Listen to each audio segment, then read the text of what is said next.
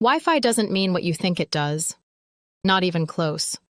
And once you hear the real story, you'll never hear the word the same way again. Most people believe Wi-Fi stands for wireless fidelity. It sounds official. It sounds technical. It sounds right. But it's wrong. And that misunderstanding quietly shaped how billions of people think about the internet.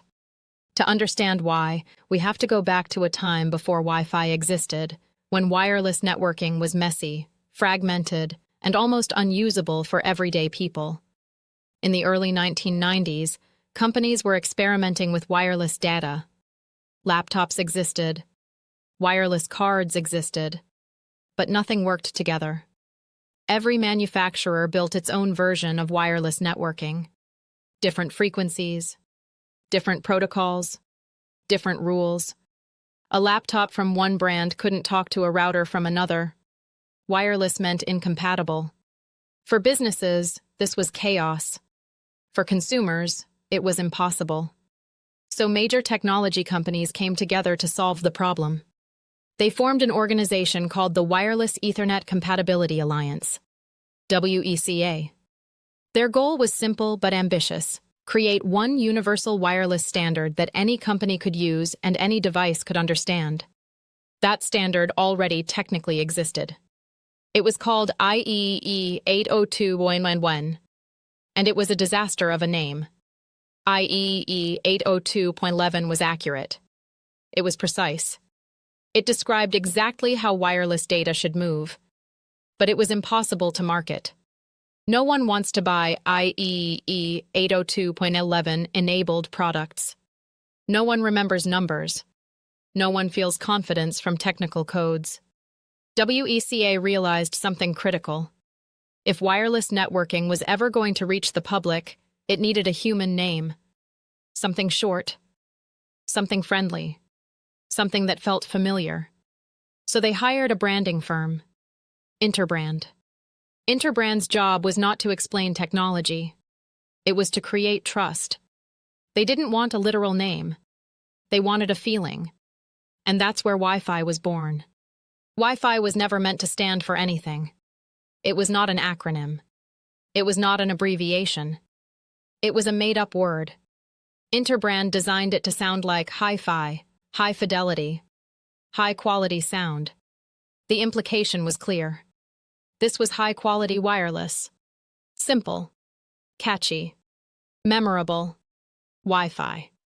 To help people understand what it was, a tagline was added: the standard for wireless fidelity. That line was meant to describe reliability, not define a term. But something unexpected happened. People assumed the tagline explained the name. They believed Wi-Fi literally meant wireless fidelity. The myth spread. Stores repeated it. Salespeople taught it. Tech writers printed it. And no one corrected it. Because the name worked. By the early 2000s, Wi-Fi was everywhere. Laptops, cafes, airports, homes. The technology exploded faster than anyone predicted. WECA saw the shift and made a decision. In 2002, it rebranded itself. The Wireless Ethernet Compatibility Alliance became the Wi-Fi Alliance. The marketing name had won. From that moment on, Wi-Fi was no longer just branding. It was the identity of wireless internet. But the misunderstanding stayed. Even today, millions of people still believe Wi-Fi is a technical term with a literal meaning. It isn't. Wi-Fi is a certification. When a device says it supports Wi-Fi, it means one thing: it meets the compatibility standards set by the Wi-Fi Alliance. That's it. Wi-Fi doesn't describe speed. It doesn't describe range. It doesn't describe quality. It describes agreement. Agreement to follow a shared set of rules so devices can talk to each other. Over time, those rules evolved. Early Wi-Fi was slow. 802.11b, 802.11no. Then faster versions arrived. 802.11n, 802.11n AC. Each upgrade improved speed, efficiency, and reliability. But the names kept getting worse. Consumers couldn't tell what was newer. They couldn't compare versions. They couldn't understand progress. So the Wi-Fi Alliance changed strategy again. Instead of technical codes, they introduced simple numbers. Wi-Fi 4, Wi-Fi 5, Wi-Fi 6. Clean, clear, human. Behind the scenes, the technology became incredibly complex. Multiple antennas, beamforming, channel bonding, smart scheduling. But the name stayed simple. That simplicity is why Wi-Fi became invisible. People stopped thinking about it. They stopped understanding what it actually does. They blame Wi-Fi when the internet slows down. They upgrade routers without knowing why. They confuse Wi-Fi with internet service itself. Wi-Fi isn't your internet. It's the bridge inside your space. Your internet comes from outside. Your Wi-Fi distributes it locally. And when people misunderstand that difference, they chase the wrong solutions. They buy faster plans when they need better distribution. They blame providers when the problem is congestion. They think strong Wi-Fi means speed instead of stability. All because a made-up word became universal. Wi-Fi didn't start as a technical breakthrough. It started as a branding decision. But that decision changed everything. It standardized wireless communication worldwide.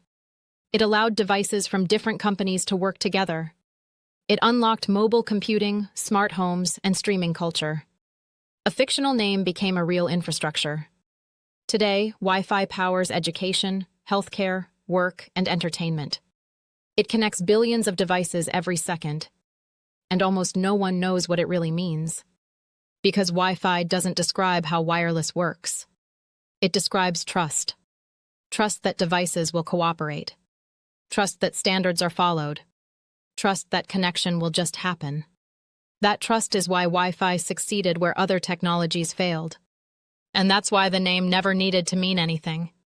The next time someone says Wi-Fi stands for wireless fidelity, remember this. It stands for agreement. It stands for compatibility. It stands for a marketing decision that reshaped the modern world. And once you see Wi-Fi that way, you start noticing something even more interesting about how technology gets named, adopted, and misunderstood. But that's a story most people never stop to question.